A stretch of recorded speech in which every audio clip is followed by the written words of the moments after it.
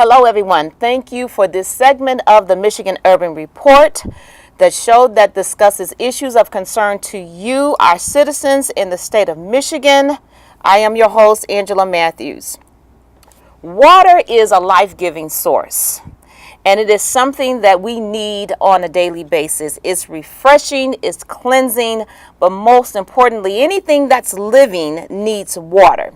But what happens when this life-giving free source is delayed or denied? So we have our neighboring city, Flint, Michigan, that is in this crisis right now. And it's been in this crisis for quite a while. We have with us on the Michigan Urban Report an illustrious leader of this cause, which is Mayor Karen Weaver. Hello, Madam Mayor. Hello, and thank you. Thank you for being with us. And I know your time is precious. So before we start, you have been steadfast in your conviction to protect your city against efforts by powerful people and institutions. Can you tell us what is the source of your strength, Madam Mayor? You know, that's an easy answer, really. The source of my strength. It is. It's God, it's my faith, and it's the people. Okay. The people of the city of Flint. Okay. All right. So what is the current state of the Flint water crisis? You know, I'm glad you asked that question because a lot of people are confused and don't know what's going on. Okay. Especially since the governor stopped the bottled water distribution. Okay. One of the things, I've been happy to say that we have been continuously treating and testing and monitoring the water, and the water is testing better. However, and I have to say however, Okay. we still are on bottled and filtered water, and we need access to that because we have construction going on all across the city, in all parts of the city. And one thing the EPA has told us, and they have not changed their stance about, is when you have the amount of construction going on in the city that we have, you need to protect yourself. You still need to physically protect yourself because as we pull out lead, old lead and galvanized service lines, there's the potential for the lead to break off and get into the system. Okay. And so there's still a physical health challenge that we face as a result. We've also had some of our schools have not had satisfactory test results when it comes to the water. So that's a concern for us. The other thing is, even though some people's homes may test high for water, and we know when that happens, it's because the in-home plumbing has been damaged, the fixtures have been damaged, the water heaters have been damaged. And so until all of that is, fixed and remedied, we still need filtered and bottled water. Okay. Now you said something within your conversation. You mentioned the EPA, and so they mandated a meeting between the city and the state of Michigan. So has the governor restated that meeting? And if so, what was the purpose of those meetings?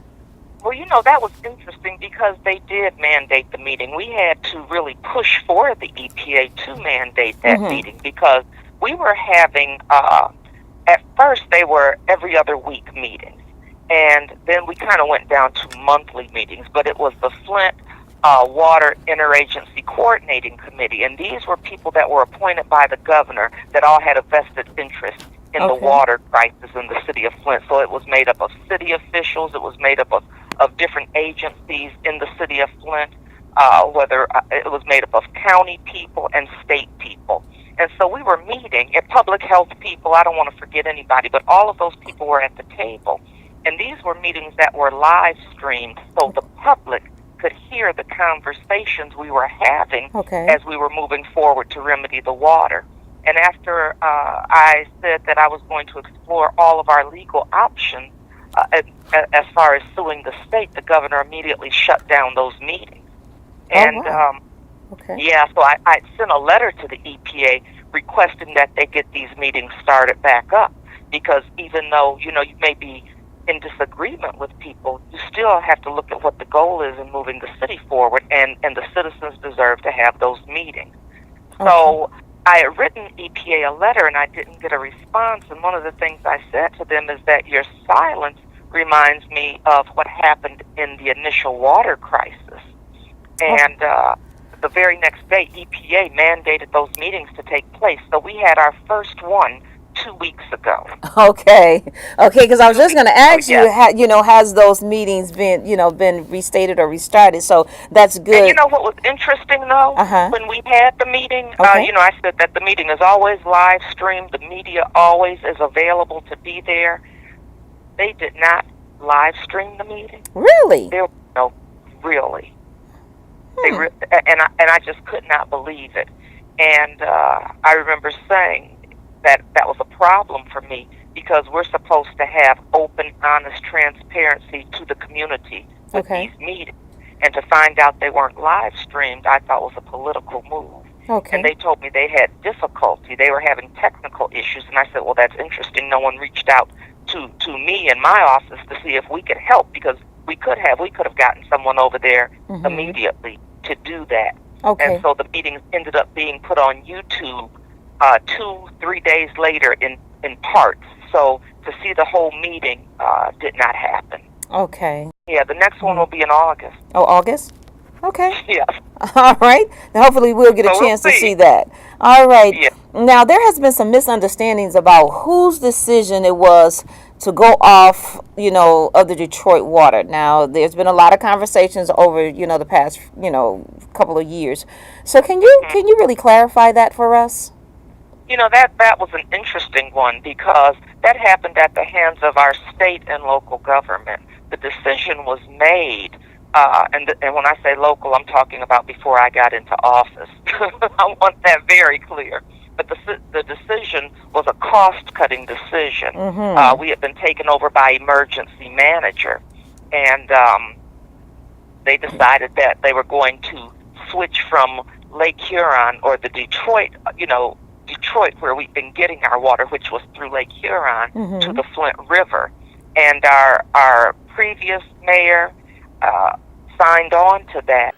The emergency manager, in order to save money, switched from Detroit water to Flint River water, and it's just been unbelievably bad. Right now, we're participating in an effort by Virginia Tech University to do an independent test of the water up in Flint for lead, and the preliminary results of the first samples they're looking at, they're showing very, very high lead levels. The city's saying there's no problem with lead. The state MDEQ spokesman, after I did a story about this previously where they found hazardous waste levels of lead going into one home, the state spokesman for the Department of Environmental Quality said, this is almost like blowing things way out of proportion, and that as far as lead goes, people in Flint can relax. Well, if what we're finding in these tests, it should be the opposite of relaxation. People should be very, very concerned, because they weren't prepared for the switch. For 50 years they were getting good, clean Detroit water. They'd add a little chlorine and send it out. Then in last spring of 14, they switched to the river water, and they were just not prepared to deal with it because it's very, very dirty. And they didn't know how to do it. So first people were having problems with E. coli, so then they started adding more chlorine than was needed in order to address that problem. The chlorine was causing creation of a carcinogenic byproduct. Went for 9 months without telling people that there was this high levels of this carcinogenic byproduct. And people, their hair's falling out, they're getting these weird rashes, all sorts of things going on. The water was dirty, they were afraid to drink it.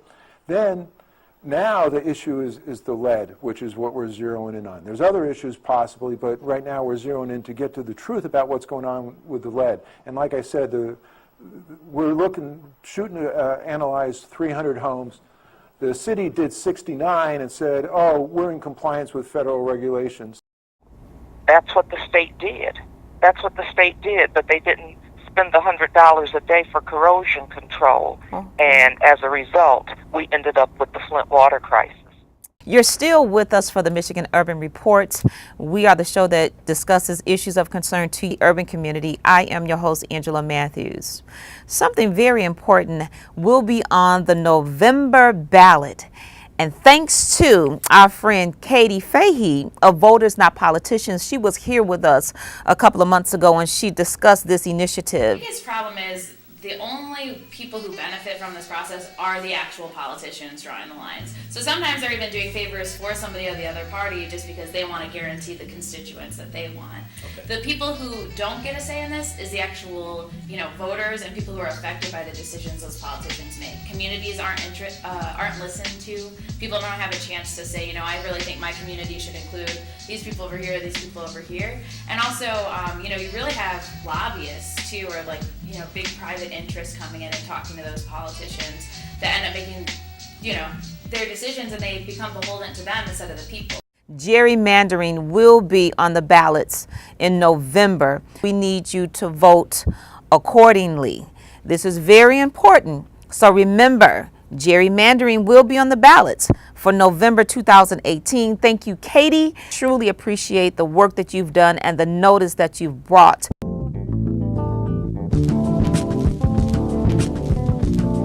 I think that's the biggest thing now, particularly in the age of Trump and the misinformation, is having the right information, having the proper information, and being able to work together to make sure that we ourselves, other communities, brown, black, green, whatever, aren't held back from the lack of resources, lack of information, and lack of trust that's being put out currently in the world. How do you think people can stay informed about the different policies that are taking place and things that affect them from the top down?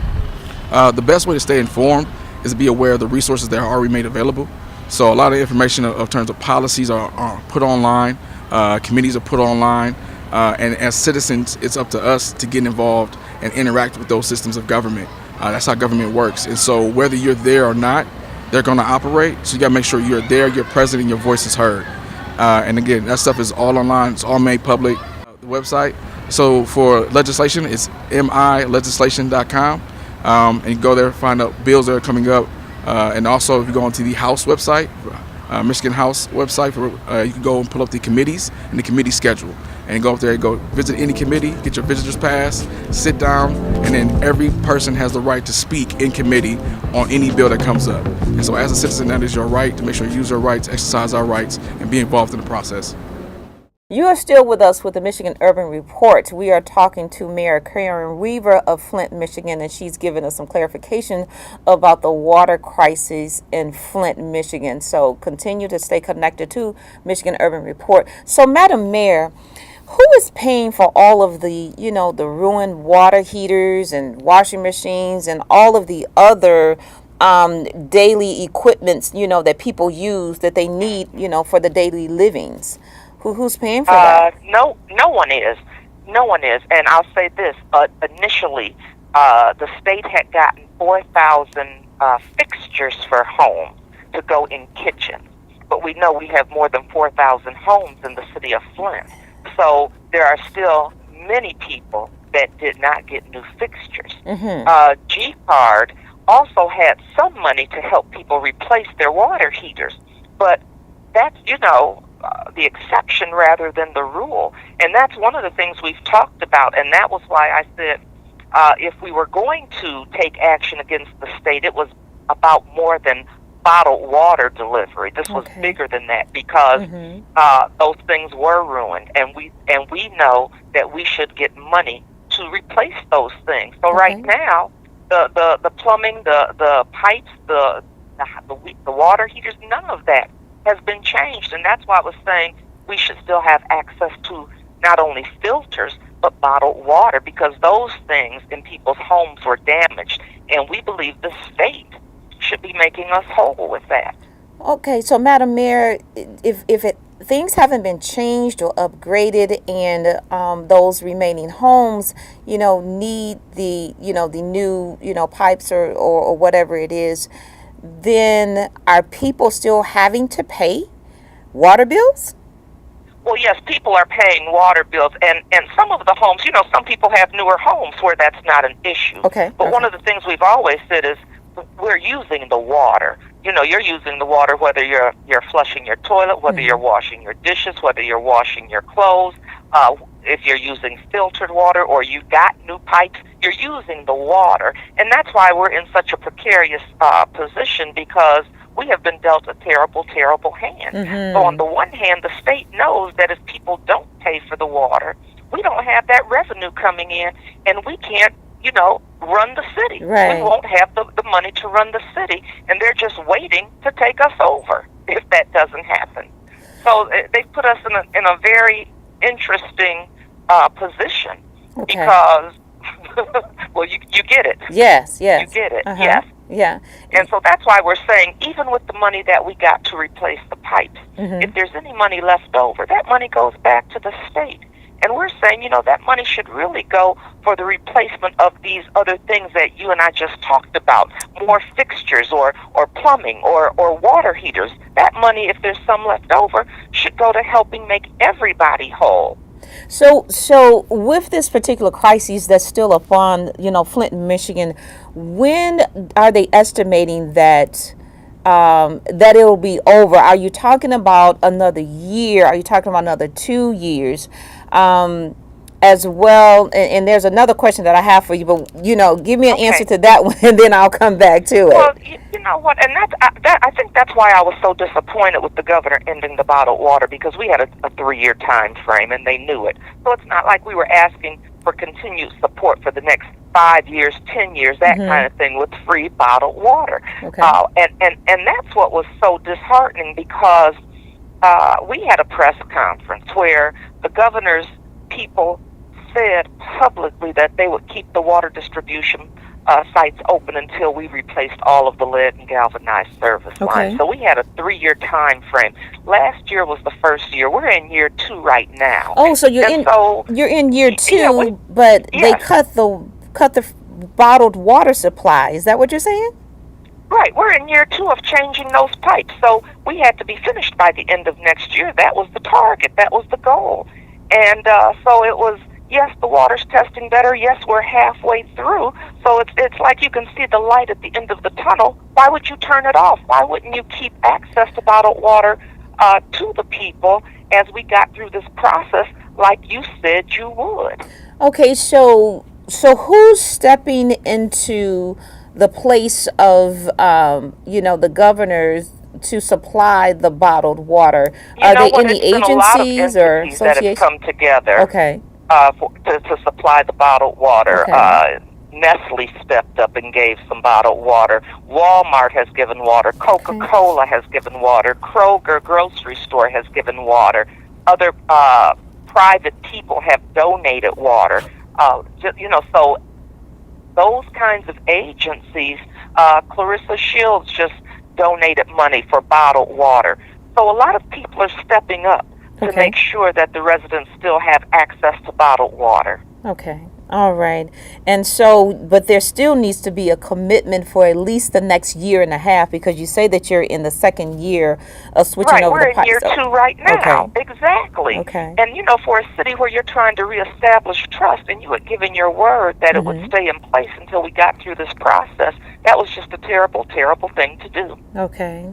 All right. Madam Mayor, I appreciate you. We appreciate you so much for stopping to talk with us and to clarify some things, because, back in the day from where we're from the South, if you want to get the truth, you go straight to the source. That's exactly right, and I appreciate you doing that, because we want the opportunity to get accurate information out to the public as well. Okay. All right. So, will you come back, and can we, connect with you a little bit later for you to give us some updates about what's going on, because we really are, concerned about what's happening in our neighboring city in Flint. Yes, you certainly can, and I appreciate it. I appreciate your interest in watching this story unfold. Yes. And I want people to hear what's going on and learn from Flint. Okay. Because one of the things we know is this should not happen to any other community, so I would love to do that. Absolutely. Thank you, everyone. You are here with the Michigan Urban Report. We have just spoken with a champion of her city of Flint's Mayor Karen Weaver.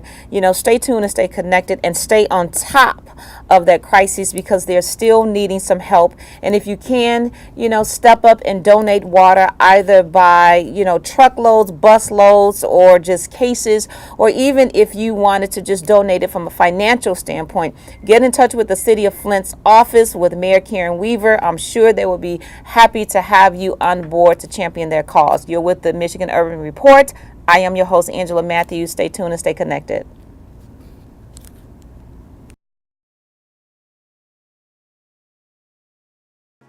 Make sure you connect with Mr. Drake Pfeiffer. He is the owner of Urban Organics in the Detroit area. If you want to get out and have some fun with your friends or your family, listen to some good music, have a great time in the ambience, Detroit is a great city. I am your host, Angela Matthews with the Michigan Urban Report. Remember to stay tuned and to stay connected.